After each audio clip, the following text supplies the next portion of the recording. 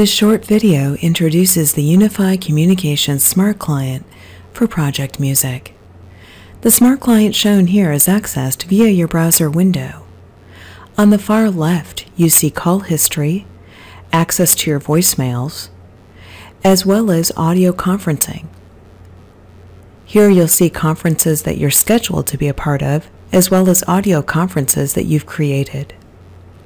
On the far right is the contact information. These are people you communicate with most frequently. To the right of their name, you'll see a phone icon so you can quickly call them, or click on the communication options to call, choose the device to call, email, or even set a tell me when option.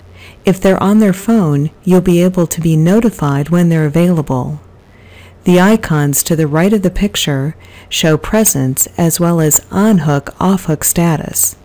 You can also choose to send an IM or chat. Over on the far left, the call history shows your outgoing missed calls and inbound.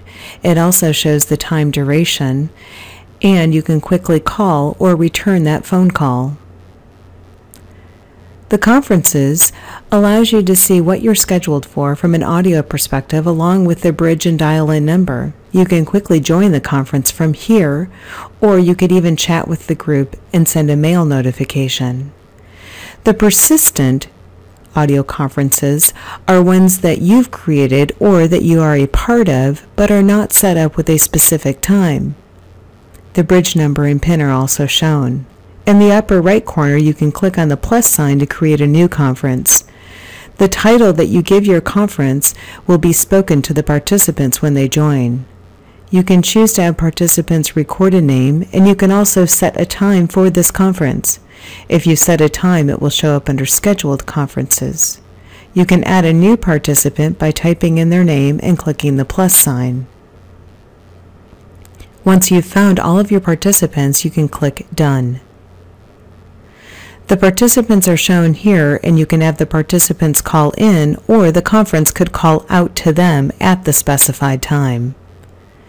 If you choose not to set a time for your conference, the conference will be shown under the Persistent.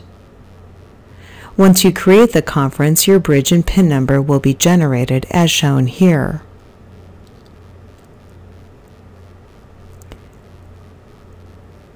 In the upper right corner, you see your one-number service, or ONS. This is the phone number or device that you are directing all of your inbound calls to or outbound calls. You can set up a new device very easily by adding a device. Click on the plus sign. You can type in the name of your device here and the phone number and choose the ring and redirected preferences. Once you add the device, it will be shown in your listing. Your presence setting can be set here, and you can also change the status text so that people will see. When you search in contacts, you can click on the plus sign to add them to your action bar.